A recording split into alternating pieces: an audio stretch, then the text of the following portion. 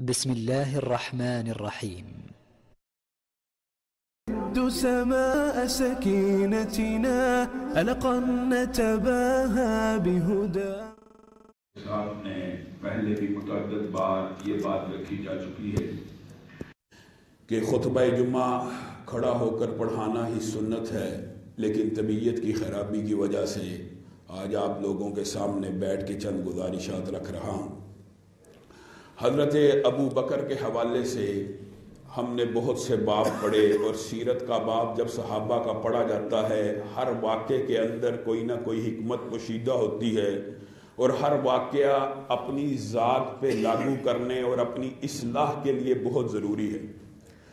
نبی کریم صلی اللہ علیہ وسلم نے جس وقت یہ بات فرمائی کہ شلواروں کو ٹخنوں سے اوپر رکھو، شلواروں کو ٹخنوں سے اوپر رکھو، جو بندہ شلوار یا آزار یا کپڑا ٹخنے سے نیچے رکھتا ہے وہ متکبر ہے، وہ فخر کرتا ہے، اور جو فخر سے کپڑا گھسیٹے گا اللہ رب العزت اسے جہنم کی آگ میں ڈالیں گے۔ اسی پر بس ہے نہیں کہا جو کپڑا ٹخنے سے نیچے گیا وہ کپڑا آگ میں ہے۔ حضرت ابو بکر ان کا پیٹ کچھ تھوڑا سا نکلا ہوا تھا، اور وہ بسد کوشش کے کپڑے کو یہ حدیث سننے کے بعد بار بار اوپر کیا کرتے تھے۔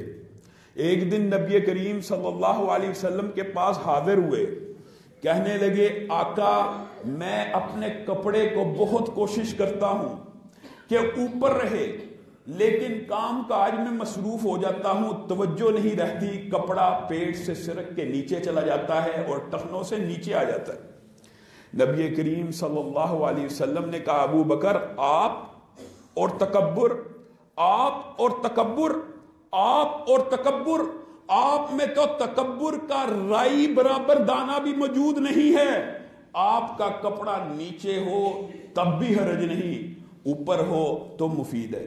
یہاں سے بعض ساتھی ایک استدلال کرتے ہیں، کہتے ہیں جی حضرت ابو بکر کو نبی کریم نے اجازت دے دی تھی کہ جس بندے کا کپڑا تکبر کی وجہ سے نیچے نہیں ہے وہ نیچے رکھ لے۔ ایسی بات ہرگز نہیں ہے، یہ تو حضرت ابو بکر کی شان نبی کریم نے بیان کی ہے، یہ ان کی خوبی بیان کی ہے کہ ابو بکر تکبر نہیں کر سکتا۔ ابو بکر کا کپڑا غلطی سے نیچے آتا ہے، لیکن اگر آپ اور میں نیچے کریں گے تو اس کا مطلب یہی ہوگا ہم فخر سے کر رہے ہیں، تکبر سے کر رہے ہیں، یا اپنا آپ اچھا ظاہر کرنے کے لیے کر رہے ہیں، یا لوگوں کی باتوں کی وجہ سے کر رہے ہیں کہ لوگ کیا کہیں گے ٹخنے سے اوپر شلوار رکھیں۔ کیا مطلب؟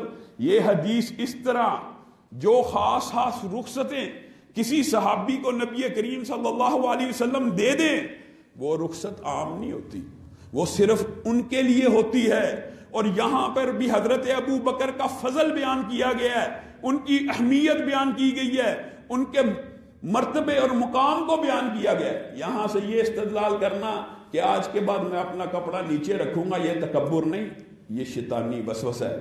تو اللہ رب العزت ہمیں اپنا کپڑا ٹخنوں سے اوپر رکھنے کی توفیق دے۔ کیا وجہ ہے؟ کبھی آپ نے نوٹ کیا ہے اللہ رب العزت نے یہ چھوٹی چھوٹی باتیں کیوں فرض کی ہیں، کیوں ان کی اہمیت ہے؟ وجہ یہ ہے یہ کام بڑے معمولی ہیں، کام بہت چھوٹے ہیں، لیکن ان کاموں سے بندے کا اسلام چیک ہوتا ہے، بندے کا ایمان چیک ہوتا ہے کہ اللہ کے سامنے سرنڈر کیا ہے کہ نہیں کیا۔ اگر تو اللہ کے سامنے صرف چند انچ کپڑا اوپر نہیں اللہ کے کہنے پہ کر سکتا تو مسجد میں کیسے آئے گا؟ تو وضو کیسے کرے گا؟ تو باجماعت نماز کو کیسے ادا کرے گا؟ ایک نیکی دوسری نیکی کو آسان کرتی ہے، یہ نہایت چھوٹی۔ کئی دفعہ لوگ سوالات کرتے ہیں ناما صاحب یہ عجیب معاملہ ہے، مردوں پہ حرام عورتوں کے لیے سونا حلال، اللہ کی مرضی۔ یہ حکمتیں اور علتیں بعد کی بات ہے کہ مشرکوں کے ساتھ تشبیہ ہے۔ مردوں پہ اورنج کا رنگ کا کپڑا حرام، اورنج حرام، جس کو مالٹا کلر کہتے ہیں وہ مردوں پہ حرام ہے۔ کیوں ہے؟ اللہ کی مرضی۔ عورتوں پہ حرام نہیں ہے۔ آپ کہتے ہیں جی شرک کی اس میں میدش ہے، بت پرستوں کی میدش ہے، बुत परस्तों का, मुशरिकों का झंडा था, मुशरिक साधुओं का लिबास था, तो औरतों को मना क्यों नहीं? औरतों को तो सोना भी मना नहीं। तो इस तरह के वसवसे, इस तरह के ख्यालात आना वही आ जाने के बाद, जब नबी करीम ने कह दिया कि कपड़ा नीचे रखना ही तकब्बुर है, कपड़ा नीचे रखना ही आग में जाने का सबब है। हाँ, गलती कुताई माफ है, गलती से किसी का आ जाए उसके ऊपर एतराज नहीं, लेकिन इंसान तवज्जो करे। इतनी छोटी सी बात अल्लाह रब्बुल इज्जत की अगर हमने नहीं माननी तो हमने अल्लाह रब्बुल इज्जत की बात माननी कौन सी है? हजरत अबू बकर की ये फजीलत सही अहादीस से साबित है कि अबू बकर तकब्बुर नहीं कर सकता। अबू बकर का कपड़ा इसलिए नहीं नीचे। एक मर्तबा हजरत रबिया और हजरत अबू बकर के दरमियान कुछ तलख कलामी होगी। हजरत अबू बकर ने उनको कुछ बातें कही तो हजरत रबिया का कबीला बहुत बड़ा था, उनके साथियों को गुस्सा लगा। कहा आपके साथ हम जाएंगे नबी करीम सल्लल्लाहु अलैहि वसल्लम के पास। हजरत अबू बकर कैसे बात करते हैं, हम जाएंगे आपके साथ, आपका लश्कर, आपका जत्था, आपका खानदान, आपका कबीला, आपका कुंबा आपके साथ चलेगा, आपका मुकाम बढ़ेगा। हजरत रबिया ने कहा मेरा मुकाम बढ़ेगा? किसके खिलाफ जाते हो? अबू बकर के। उनके मनाकिब बयान करते करते कहने लगे अल्लाह की कसम अगर मैं तुम्हें साथ लेकर चला गया अबू बकर नाराज हो जाएंगे। अबू बकर नाराज हुए तो नबी करीम सल्लल्लाहु अलैहि वसल्लम नाराज हो जाएंगे, और अगर नबी करीम नाराज हो गए तो मुझसे मेरा रब नाराज हो जाएगा। मैं तुम्हें अबू बकर के खिलाफ लेके जाऊंगा। सहाबा आपस में हजरत अबू बकर के मकाम को किस तरह बयान करते थे। हजरत अब्दुल्लाह इब्ने उमर कहते हैं अल्लाह की कसम, नबी की जिंदगी में कसम खा के कह रहे हैं, नबी की जिंदगी में हम अबू बकर के अलावा किसी सहाबी को अबू बकर से अफजल नहीं थे समझते। हजरत उमर कहते हैं हमारे सरदार हैं। जिस वक्त हजरत उमर का जनाजा था, हजरत अब्दुल्लाह इब्ने अब्बास बयान करते हैं मेरे कंधे के ऊपर एक बंदे ने आके हाथ रखा। मैं हजरत उमर के लिए मगफिरत की दुआ कर रहा था। कंधे के ऊपर एक बंदे ने आके हाथ रखा, मैंने पीछे मुड़ के देखा तो कौन है? हजरत अली है। हजरत अली क्या कहते हैं, मुझे उम्मीद थी, मुझे यकीन था, मुझे मेरे रब पे गुमान था कि उमर अपने दो साथियों के साथ दफन होगा। क्यों है हजरत अली, आपको क्यों गुमान था? आपकी नजर में यह क्या था कि अबू बकर, नबी करीम सल्लल्लाहु अलैहि वसल्लम और उमर इकट्ठे दफन होंगे? कहा उसकी एक वजह है, मैंने जब भी बचपन से नबी करीम के साथ रहे। हजरत अली नबी करीम सल्लल्लाहु अलैहि वसल्लम के एक किस्म के बेटे थे, नबी करीम ने किफालत की है उनकी, बचपन से साथ हैं। कहते हैं मैंने पूरी जिंदगी ये जुमले नबी करीम के मुंह से सुने, मैं अबू बकर उमर गए, मैं अबू बकर उमर आए, मैं अबू बकर उमर ने ईमान कबूल किया, मैं अबू बकर उमर ने ये काम किया। जब वो इतनी कसरत के साथ ये अल्फाज कहा करते थे तो मुझे यकीन हो गया कि कब्र के साथी भी अल्लाह रब्बुल इज्जत अगर बनाएगा नबी का तो अबू बकर को बनाएगा और उमर को बनाएगा। ये हजरत अबू बकर हैं। आज एक बहुत बड़ा वाकया जिसको अमदन बयान नहीं किया गया, इंशाअल्लाह कभी पर्दे के हवाले से गुफ्तगू होगी, शर्मो हया के हवाले से गुफ्तगू होगी, उस वाक्य को बयान करेंगे। हजरत अबू बकर की सीरत का वो वाक्या भी बहुत अहम है। वाक्या इफक मशहूर है, हजरत आयशा के ऊपर जो इल्जाम लगा, इंशाअल्लाह उसकी तफसीलात मुअख्खर करते हैं और फिर किस वक्त बयान करेंगे। लेकिन एक जुमला हजरत अबू बकर का उस वाक्य के अंदर कितना अहमियत का हामिल है। जब हजरत अबू बकर ने कहा मैं नहीं आज के बाद इनके ऊपर इन्फाक करूंगा, मैं इनको पालता हूं, मैं इनको पैसे देता हूं, मैं इनका इन्फाक करता हूं, मैं इनकी खर्चे चलाता हूं, यही मेरी बेटी के ऊपर इल्जाम लगाते हैं। हजरत अबू बकर की ये हैसियत है और ये मकाम है, ये मकाम है। अल्लाह रब्बुल इज्जत ने बराह रास्त सहाबा में से जिन जिन के साथ कलाम किया उनमें से एक अबू बकर भी है। अला तुहिब्बूना अन यग़फ़िर, अल्लाह कह रहा है अबू बकर आप नहीं चाहते कि आपको माफ किया जाए। अल्लाह बराह रास्त कुरान पाक में आयत नाज़िल करता है अबू बकर को मुखातिब होके, ऐ प्यारे अबू बकर आप नहीं चाहते कि अल्लाह रब्बुल इज्जत आपको माफ करे। हजरत अबू बकर को पता लगा वही उतरी है मेरे बारे में, आंखों में आंसू हैं। کہا اللہ کی قسم جتنا مال پہلے مستہ کو دیا کرتا تھا اس میں سے 1 درہم 1 دینار 1 پائی بھی کم نہیں کروں گا. آج ہمیں اپنے گریبانوں کو ٹٹولنے کی ضرورت ہے. کوئی گالی دے جائے, کوئی برا بلا کہہ جائے, کسی کی بات ذرا سی بری لگ جائے, چاہے غریب ہو چاہے امیر ہو, اپنا ہاتھ کھینچ لیتے ہیں, اس کی مہمان نوازی نہیں کرتے, اس کے ساتھ پھر وہ تعلق نہیں رکھتے, اس کے ساتھ پھر وہ پیار اور احترام نہیں رکھتے. یہاں پہ حضرت مصطح فتنے میں مبتلا ہوئے انسان تھے اور بات چھوٹی نہیں کی.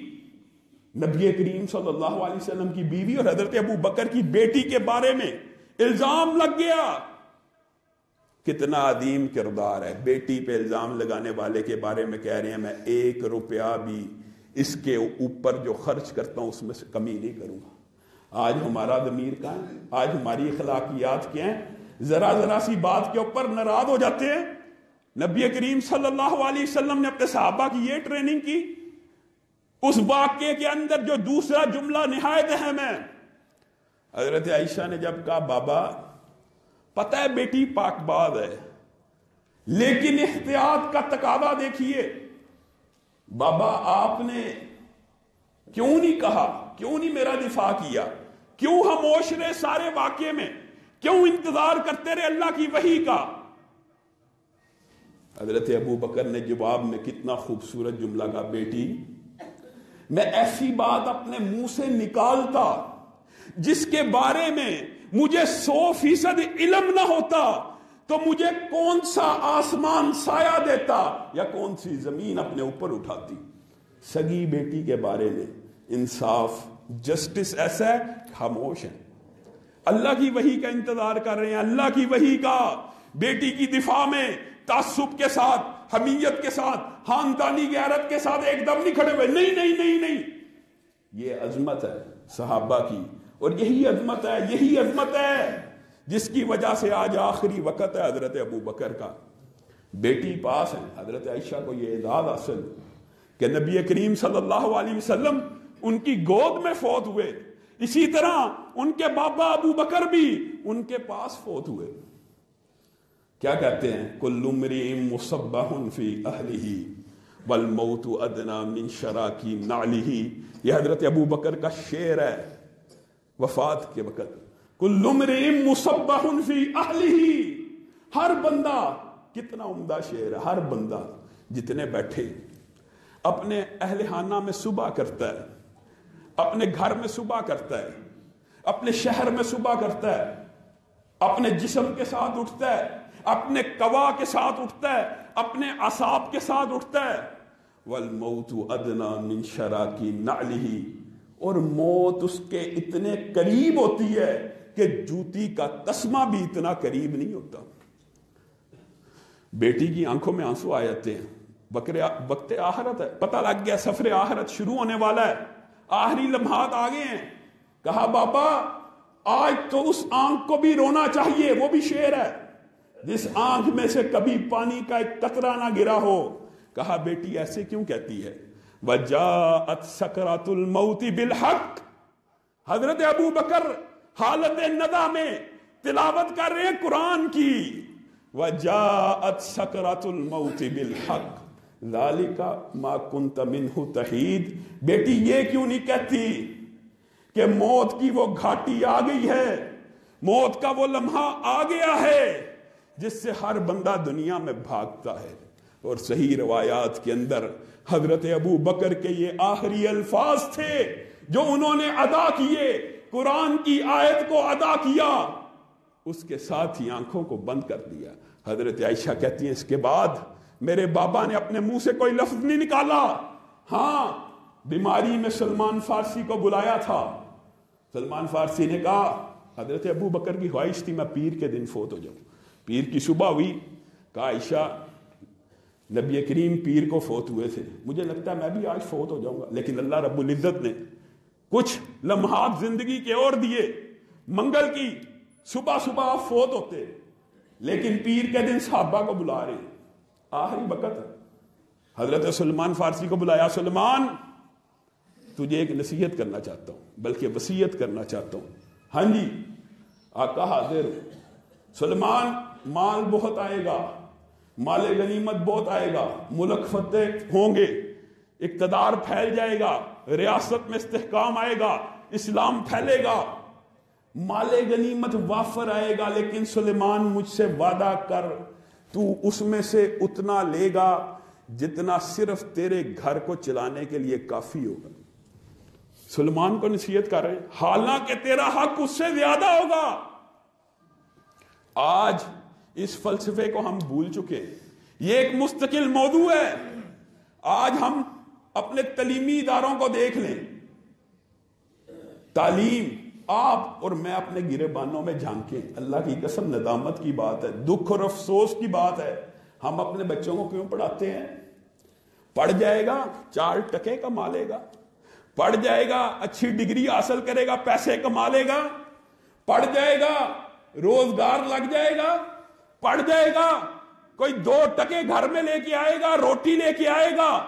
بچپن سے لے کر جوانی تک بچے کے ذہن میں یہ ٹارگٹ فیڈ کر دیا جاتا ہے کمپیوٹر کی طرح، پڑھو گے تو پیسہ آئے گا، پڑھو گے تو پیسہ آئے گا، پڑھو گے تو پیسہ آئے گا۔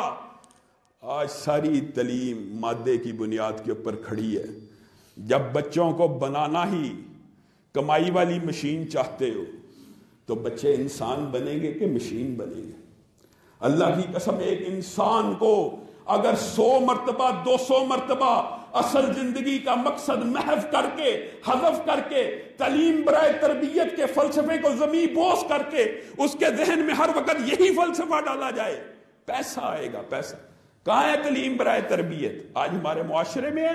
کہنے والا اور سب سننے والے اپنے گریبانوں میں جھانکیں، خود ہم جب پڑھا کرتے تھے کہیں نہ کہیں، چاہے 100% نہیں تو دماغ کے لاشعور میں یہ بات تھی، پڑھیں گے تو ہی معاشرے کے اندر پیسہ کمانے کے قابل ہوں۔ کہیں نہ کہیں موجود ہوتی ہے بات، معاشرے میں سروائیو کرنا، ایگزسٹ کرنا یہ بری بات نہیں ہے، لیکن تعلیم برائے تربیت کا نظام ڈھیر ہو چکا ہے۔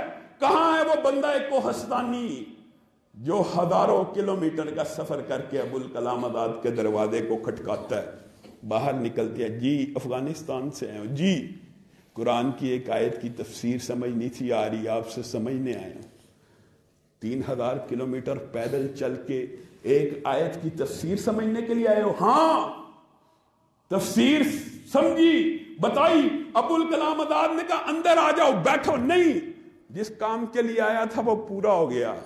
مولانا ابوالکلام آزاد نے اپنی ایک کتاب کا انتصاب اس بندہ کوہستانی کے نام کیا جو تعلیم برائے تربیت کے لیے ہزاروں میل سفر کرتے تھے۔ ہمارے اکابرین اور ہمارے اسلاف، امام بخاری، امام مسلم، امام شافعی، اللہ کی قسم دین کی بنیاد قائم ہی نہیں تھی ہو سکتی اگر تعلیم برائے تربیت کے اوپر یہ لوگ چلتے نا۔ تعلیم برائے مادیت معاشرے کا بہت بڑا نسور بن چکی ہے۔ آج ادارے بھی موجود نہیں ہیں، یہ بھی علمی ہے۔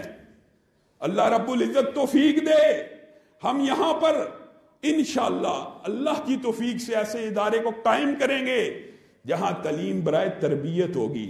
آپ کے بچے یہاں پہ انسان آئیں گے، اچھے انسان بن کر نکلیں گے، کمائی کی مشین نہ بھی بنے، معاشرے کو ان سے فائدہ ہوگا۔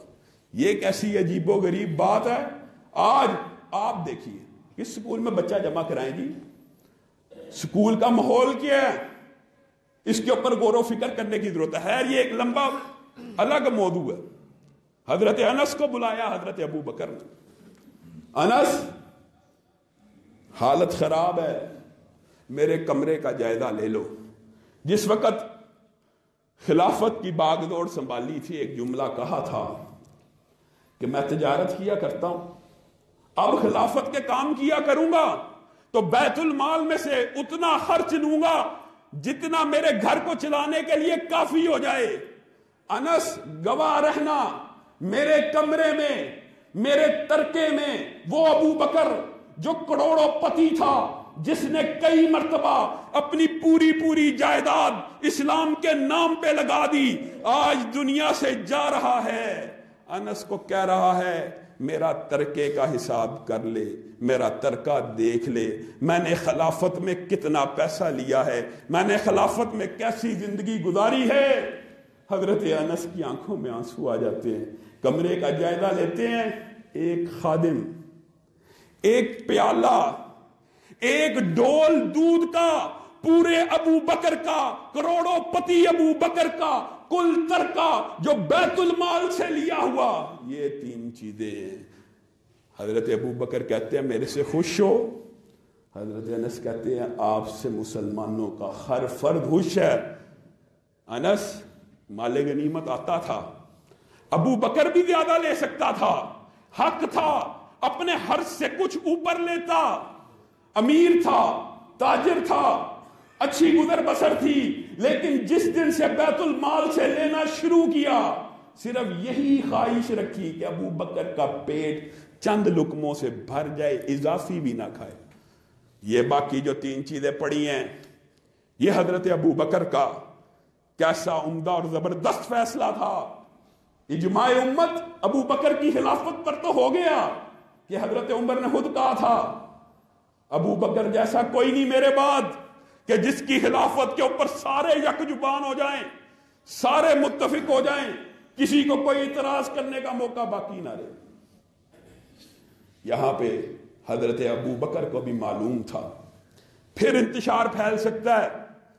حضرت انس کو کہا یہ پیالہ، یہ ڈول اور خادم عمر کے گھر دے آؤ، عمر کے گھر دے آؤ۔ حضرت عمر کو پتا چلا کہ خلیفہ نے اپنا ترکہ بیت المال میں سے میرے گھر بھیج دیا، پتا لگ گیا مجھے خلیفہ چن لیا ہے۔ کہا ابو بکر تو نے اپنے بعد والوں کو بہت بڑی آزمائش میں ڈال دیے، یہ ترکہ چھوڑ کے جا رہا ہے، بیت المال میں سے کل اتنا مال چھوڑ کے جا رہا ہے، آنے والوں کی تو نے عظیم آزمائش کر دی ہے، آنے والوں کو عظیم آزمائش میں مبتلا کر دی ہے۔ حضرت ابو بکر مال و دولت، پوری دنیا کے بادشاہ ہیں، پوری دنیا کے بادشاہ۔ عائشہ سے پوچھتے ہیں عائشہ بیٹا نبی کریم صلی اللہ علیہ وسلم کو کفن کے کتنے کپڑے ڈالے تھے؟ 3۔ بابا 3 تھے۔ اچھا 2 تو پہنے ہوئے ہیں، ایک اور ڈال کے دفن کر لینا۔ بیٹی تڑپ گئی، بابا پوری دنیا کے حکمران ہیں جو موجودہ اس وقت عرب دنیا سلطنت، کیا ہم آپ کو نیا کفن بھی ڈال نہیں سکتے بیت المال میں سے؟ نہیں، نئے کپڑے کی ضرورت تو زندہ اور برہنہ کو ہوتی ہے، مردہ کو نئے کپڑے کی کیا حاجت، مردہ کو نئے کپڑے کی کیا طلب، وہ کپڑا جو مٹی میں مل کے مٹی ہو جانا ہے۔ ابو بکر نہیں چاہتا بیت المال میں سے وہ کپڑا اس کے تن پہ اور ضائع چلا جائے۔ حضرت ابو بکر پہلے خلیفہ ہیں، پہلے خلیفہ، اور افسوس اس بات کا ہے امت کے چند لوگ جو استعمال شدہ کپڑے کو، بعض لوگ احرام کو اپنی زندگی میں وصیت کرنا جائز ہے کہ مجھے یہ کفن دیا جائے، لیکن حضرت ابو بکر کی یہ سنت تقریباً معاشرے سے فوت ہو چکی ہے۔ ہیں کچھ لوگ تو ہوتے ہیں ہر دور میں جو کہتے ہیں ہمیں اس استعمال شدہ احرام میں کفن دیا جائے۔ حضرت ابو بکر وہ پہلے ہیں جنہوں نے استعمال شدہ کپڑے میں کفن کی وصیت کی۔ یہ لوگ دنیا کے پیچھے بھاگتے تھے، آج حضرت ابو بکر دنیا سے جانے والے ہیں۔ ایک مقدمہ جس کی وجہ سے بعض تان و تشنیع کرنے والے، تنقید کرنے والے بڑی باتیں کرتے ہیں، وہ بات بھی سن لیجیے۔ نبی کریم دنیا سے چلے گئے، حضرت ابو بکر کے پاس ان کی ازواج نے قاصد بھیجے، ازواج کے قاصد آئے، نبی کریم کا ترکہ چاہیے۔ نبی کریم کا ترکہ، نبیوں کی کوئی وراثت نہیں ہوتی، نبی کی وراثت علم ہوتا ہے، نبی کی وراثت دین ہوتا ہے۔ تم نبی کا ترکہ مانگتی ہو؟ میں نے نبی کریم صلی اللہ علیہ وسلم سے خود سنا تھا کہ نبی درہم و دینار نہیں چھوڑتے، نبی علم چھوڑتے ہیں۔ ہاں، جو نبی کریم کے ساتھ حصہ مختص ہے اس میں سے تمہارا خرچہ چلا کرے گا، بیت المال میں سے پیسے جایا کریں گے، لیکن اگر وراثت کا تقاضا کرو گی نہیں ملے گا۔ اس بات کو بگاڑ کر بعض لوگوں نے بڑی زبان درازی کی۔ حضرت فاطمہ کے قاصد بھی آئے، سچ ہے یہ بات، حضرت فاطمہ کا قاصد بھی آیا، میرے باپ کا ترکہ مجھے دیا جائے، وراثت دی جائے۔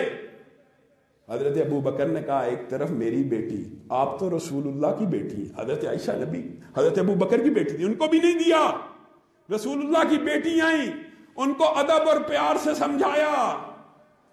بی بی فاطمہ، انبیاء کا ترکہ نہیں ہوتا، انبیاء کی وراثت مال جائیداد نہیں ہوتی، علم ہوتا ہے۔ بعض لوگوں نے کہا حضرت فاطمہ ناراض ہو گئی، اللہ کی قسم اس بات میں مبالغہ ہے۔ عارضی طور پر انہوں نے کچھ جملے کے حضرت ابو بکر کو، لیکن شیخ الاسلام ابن تیمیہ نے لکھا حضرت فاطمہ کو اس قول کا پتہ نہیں تھا، نبی کریم کی اس بات کا، اس حدیث کا اندازہ نہیں تھا، لیکن جب ان کو یہ حدیث مل گئی تو فاطمہ نبی کی بیٹی ہوتے ہوئے نبی کی حدیث کے خلاف کھڑی ہو سکتی تھی۔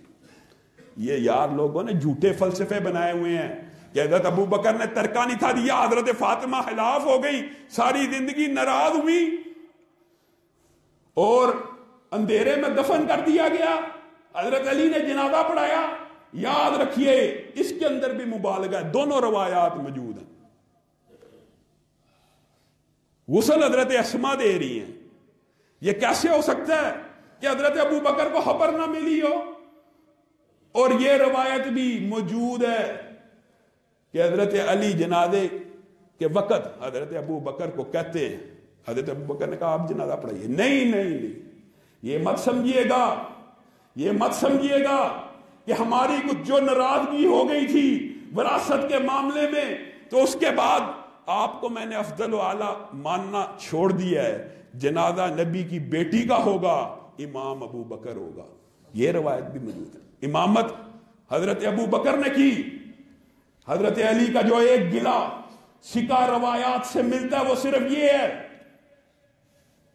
کیا تم خلافت اپنا حق سمجھتے ہو؟ ابو بکر نے کہا علی کو نہیں، خلافت کو اپنا حق نہیں سمجھتے، لیکن یہ تھا کہ ہماری خواہش تھی کہ آپ ہم سے آل رسول سے مشورہ کر لیتے۔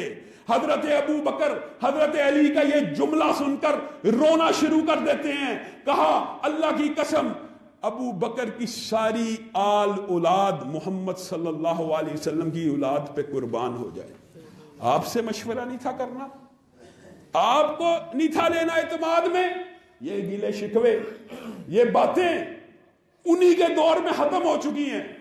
اور حضرت علی نے حضرت ابو بکر کی پھر بیعت بھی کی۔ اور بعض جو لوگ دوست یہ بات سمجھتے ہیں کہ وراثت کا جھگڑا تھا، بالفرض 1% اول تو جھوٹ ساری مبالغہ، 1% یہ بات مان لی جائے کہ جھگڑا تھا اور حضرت ابو بکر نے نہیں دیا، نہ نبی کی بیویوں کو دیا نہ بیٹی کو، تو اس کے بعد حضرت عمر خلیفہ بنے، انہوں نے کیوں نہیں دیا جی؟ وہ بھی چلو مان لیا جی، متعصب ہوں گے، نعوذ باللہ۔ حضرت عثمان کی خلافت آئی، انہوں نے کیوں نہیں دیا؟ وہ بھی چلو جی خاندان سے دماد تھے، خاندان سے کچھ مسئلہ ہو سکتا ہے۔ اب کس کی خلافت ہے؟ حضرت علی کی۔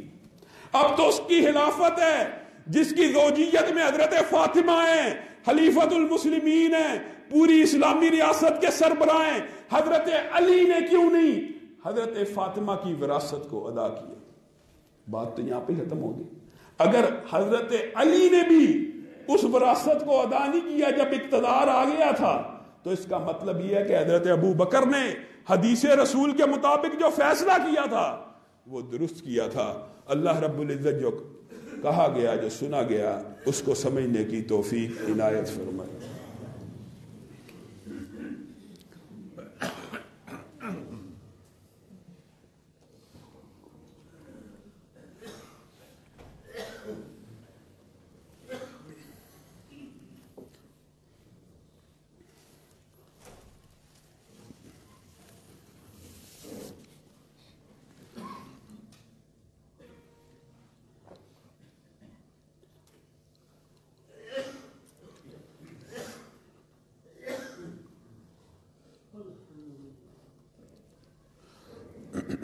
ان الحمد لله نحمده ونستعينه ونستغفره ونؤمن به ونتوكل عليه ونعوذ بالله من شرور أنفسنا ومن سيئات أعمالنا من يهده الله فلا مضل له ومن يضلله فلا هادي له وأشهد أن لا إله إلا الله وأشهد أن محمدا عبده ورسوله أما بعد فإن خير الحديث كتاب الله وخير الهدي هدي محمد صلى الله عليه وسلم وشر الأمور محدثاتها وكل محدثة بدعة وكل بدعة ضلالة وكل ضلالة في النار. معزز سامعین گرامی قدر، حضرت ابو بکر کی سیرت کے حوالے سے آج اپنی گزارشات کو مکمل کیا ہے اور واقعہ افق اور اس کے ارد گرد کے واقعات کو انشاءاللہ جب موقع ملا بیان کیا جائے گا. حضرت ابو بکر کی زندگی میں نبی کریم صلی اللہ علیہ وسلم کا دنیا سے چلا جانا اور اس وقت حضرت ابو بکر کا عظیم کردار اور پھر 63 برس ہی کی عمر میں نبی کریم صلی اللہ علیہ وسلم جتنی عمر کے اندر حضرت ابو بکر کا دنیا سے چلا جانا، لوگوں یہ باتیں بہت عبرت کی ہیں. کائنات کی سب سے افضل ہستی اجماع امت ہے نبی کریم صلی اللہ علیہ وسلم کی ہے. نبی کریم صلی اللہ علیہ وسلم نے کتنی عمر پائی؟ 62 اور 63 برس کے درمیان. بعض لوگوں کے مختلف اقوال ہیں. جتنی بھی عمر پائی دنیا سے چلے گئے، دنیا کو چھوڑ دیا. حضرت ابو بکر کے اوپر بھی موت کا لمحہ آیا، دنیا کو چھوڑ دیا. موت ایسی اٹل حقیقت ہے، ہم جتنے بیٹھے ہیں اتنی عجیب حقیقت ہے، پتہ بھی نہیں آنی کب ہے، کس لمحے میں آنی ہے، کوئی گارنٹی نہیں، کوئی وارنٹی نہیں. کتنا مشہور عمر بن عبدالعزیز کا واقعہ ہے. قاصد خزانچی کو خط لکھتے ہیں، 1 ماہ کی تنخواہ ایڈوانس دے دے، جواب دیتا ہے، انہی کا ٹرینڈ یافتہ تھا، لکھ کے دے دیجئے 1 ماہ زندہ رہیں گے. نہیں، یہ تو میں لکھ نہیں سکتا، یہ تو میں گارنٹی نہیں دے سکتا. آپ کی اور میری زندگی کی کیا گارنٹی ہے؟ کیا وجہ ہے؟ ہم کیوں سوچتے ہیں کہ ایک وقت آئے گا توبہ کر لیں گے؟ کیا پتہ ہے ابھی باہر نکلیں موت آ جائے. کیا اللہ سے لکھ کے ہم لے کے آئے ہیں کہ ہمیں اللہ تعالیٰ مہلت دے گا؟ ایک عظیم الشان مبلغ ہیں اہل حدیثوں کے، اہل توحید کے، مولانا حنیف ربانی. اللہ کی قسم کل ان کا جوان سال بیٹا ایکسیڈنٹ سے گھر سے نکلا صحیح سلامت، بس پیچھے سے آ کر لگی، فوت ہو گیا، شہید ہو گیا ہے. درس دینے کے لیے جا رہا تھا، 20-22 برس عمر. 2 دسمبر کو، یہ 2 دسمبر جو آ رہی ہے، اس دن اس کی شادی طے تھی. انسان اپنی پلاننگ کرتا ہے، اللہ رب العزت اپنی پلاننگ کرتا ہے. قل ان الموت الذی تفرون منہ فانہ ملاقیکم. کون ہے جو بھاگے موت سے، بھاگ کر دکھائے. جس موت سے بھاگتے ہو یہ تمہیں مل کے رہنی ہے. اینما تکونوا یدرککم الموت ولو کنتم فی بروج مشیدہ. لمبے ٹیلے، لمبے قلعے، لمبے شیشے کے گھر تعمیر کر لو، موت سے بچ جاؤ. موت سے اللہ کی قسم نہیں بچ سکتے. لوگوں، نیک لوگ بھی دنیا میں نہیں رہے، لیکن موت ایک نعمت بھی ہے. مسلمانوں کے لیے، مومنوں کے لیے موت نعمت بھی ہے. قرآن پاک کے الفاظ ہیں، فَبِأَيِّ آلَاءِ رَبِّكُمَا تُكَذِّبَانِ میں اللہ رب العزت نے موت کا ذکر کر کے بھی یہ کہا اللہ کی کون سی نعمت کو جھٹلاؤ گے. کیوں؟ اگر موت نہ ہوتی تو ظالم جابر حکمران ہمیشہ زندہ رہتے، جبر ظلم ستم کرتے رہتے. موت بھی اللہ کی نعمتوں میں سے ہے. موت ہر ایک کو آنی ہے، ہر ایک کو آنی ہے. حتیٰ کہ بعض روایات ان میں غرابت موجود ہے، لیکن موت کے حوالے سے انشاءاللہ کبھی موقع ملا تفصیلی گفتگو ہوگی. صرف چند باتیں آپ کے سامنے رکھنا چاہتا ہوں. موت صرف انسان کے لیے نہیں ہے. کل نفس ذائقۃ الموت کل من علیہا فان. جو چیز جاندار اللہ نے پیدا کر دی، جو چیز مارد وجود میں آئی، اس کا فنا ہونا یقینی ہے. حتیٰ کہ آسمان کے جو فرشتے اللہ رب العزت نے اتنے بڑے بنائے ہوئے ہیں کہ جب آسمان پہ سجدہ کرتے ہیں آسمان کی چولیں ہلنا شروع ہو جاتی ہیں. ان فرشتوں کو بھی اللہ موت دے دے گا. ان فرشتوں کو بھی، جبریل، میکائیل، اسرافیل، اسرائیل، لمبے واقعات ہیں، کبھی موقع ملا آپ کے سامنے رکھوں گا. سب کو موت آ جائے گی، سب کو موت آ جائے گی. اللہ رب العزت اس دن پکاریں گے لمن الملک اليوم، لمن الملک اليوم. آج بادشاہی کس کی ہے؟ آج کہاں ہے زندہ؟ آج کہاں ہے متکبر؟ آج کہاں ہے بادشاہ؟ آج کہاں ہے جابر؟ آج کہاں ہے قاہر؟ آج تو مجھے اکیلے کی بادشاہی ہے. هل اتى على الانسان حين من الدهر لم يكن شيئا مذکورا. ایک وقت ایسا تھا آپ اور میں کوئی شے ہی نہیں تھے، عدم سے اللہ نے وجود بخشا. اس وجود کو اللہ نے فنا کر دینا ہے، کوئی موت سے نہیں بچے گا. جتنے بیٹھے ہیں غور کر لے، کسی کا پردادا زندہ ہے، ہو سکتا ہے کسی ایک کا زندہ ہو، پردادے کا والد زندہ ہے. اتنی اٹل حقیقت، اتنی یقینی بات، پھر بھی کس بات کے اوپر اترانا ہے؟ کس انسان کو مغالطے، انسان کس مغالطے کا شکار ہو چکا ہے، کس چیز کی دھوکے کی زندگی گزار رہا ہے. پتہ بھی ہے مرنا ہے، مرتے ساتھ ایسی دنیا میں آنکھ کھل جانی ہے، رب سامنے ہونا ہے، رب نے سوال کرنے ہیں. لوگوں یاد رکھو، یہ عقیدہ بھی اپنا بنا کر جانا. معاشرے میں جتنے فتنے موجود ہیں، ان فتنوں میں سے ایک فتنہ یہ بھی ہے، یہ مر جانے کے بعد جی روحیں آتی ہیں جی، واپس آ جاتی ہیں جی، جمعرات کو آ جاتی ہیں جی، یہ ہو جاتا ہے جی، وہ ہو جاتا ہے. لمبی لمبی کہانیاں بنائی ہوئی. نبی کریم صلی اللہ علیہ وسلم نے فرمایا ایک مرتبہ کوئی بندہ جنت میں داخل ہو جائے، اس کو دنیا بھر کے خزانے دے دیے جائے، جنت سے نکل، نہیں میں نہیں نکلوں گا. میں کیوں نکلوں؟ بڑی مشکل سے پہنچا ہوں، واپس دنیا میں نہیں جاؤں گا. ہاں صرف ایک بندہ ہوگا جو اللہ سے خود گزارش کرتا ہوگا، عرش کے نیچے قندیل میں لٹکا ہوگا، اللہ واپس بھیج، تیری راہ میں کٹوں. جو لذت، جو سرور، جو لمحات، جو اکرام، جو انعام، جس طرح کا استقبال تو نے موت کے وقت کیا، اس لذت کو دوبارہ حاصل کرنا چاہتا ہوں.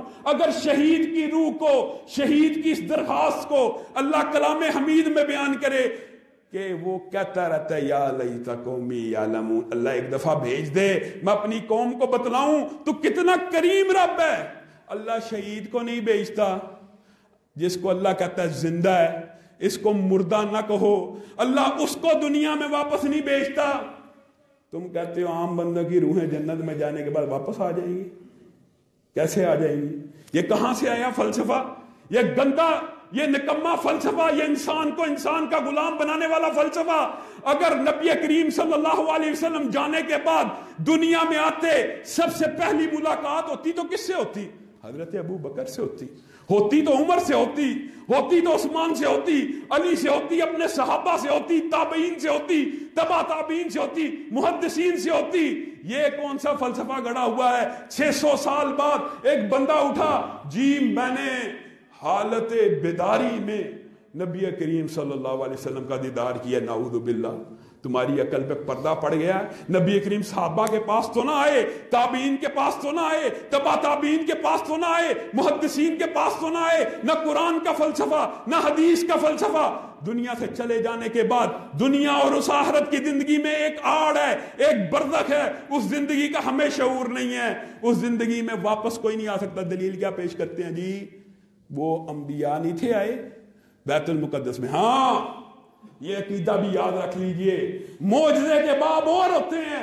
وہ نبی کریم صلی اللہ علیہ وسلم کی فضیلت ہے، ان کا اکرام ہے، ان کا معجزہ ہے. اللہ رب العزت نے جس طرح عالم ارواح سے، انبیاء سے حلف لیا تھا اگر تمہارے بعد وہ نبی آ گیا تم نے اس کا ساتھ دینا ہے، اسی طرح دنیا میں بھی نبی کریم کی فضیلت کو ثابت کرنے کے لیے نبی کریم کو 1,24,000 انبیاء کے مصلی امامت پہ کھڑا کیا. یہ معجزہ ہے، یہ بات نہیں ہے. آج عجیب و غریب فلسفے ہیں.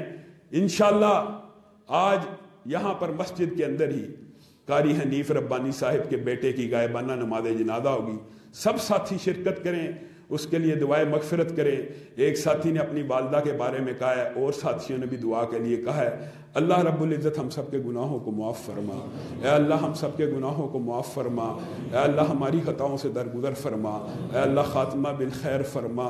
اے اللہ قبر کے اندھیروں کو دور فرما، اے اللہ موت کی گھڑیوں کو آسان فرما، اے اللہ قبر آسان فرما، اے اللہ حشر آسان فرما، اے اللہ حشر کے دن لاکھوں اربوں لوگوں کے سامنے ذلت و رسوائی سے محفوظ فرما، یا اللہ اس دن کی وحشت سے محفوظ فرما، یا اللہ اس دن عرش کا سایہ نصیب فرما، یا اللہ ہم سب کو جنت الفردوس میں جگہ عطا فرما، یا اللہ جن کے والدین بیمار ہیں ان کو شفائے کاملہ عاجلہ نصیب فرما، یا اللہ جن کے والدین بیمار ہیں ان کو شفائے کاملہ عاجلہ نصیب فرما، یا اللہ خود میری طبیعت اور جتنے ساتھی بھی بیمار ہیں ان کو شفائے کاملہ عاجلہ نصیب فرما، یا اللہ جو فوت ہو چکے ہیں ان کے درجات کو بلند فرما، یا اللہ ربانی صاحب کو صبر جمیل عطا فرما، یا اللہ ان کے بیٹے کے ساتھ اکرام والا معاملہ فرما، یا اللہ ان کے بیٹے کا اچھا استقبال فرما، یا اللہ ان کے بیٹے کو قبر میں نم کا نومت العروس کی بشارت نصیب فرما، یا اللہ اچھی قبر نصیب فرما، یا اللہ ہم سب کو اچھی قبر نصیب فرما۔ سبحان ربک رب العزت عما یصفون وسلام علی المرسلین والحمد للہ رب العالمین۔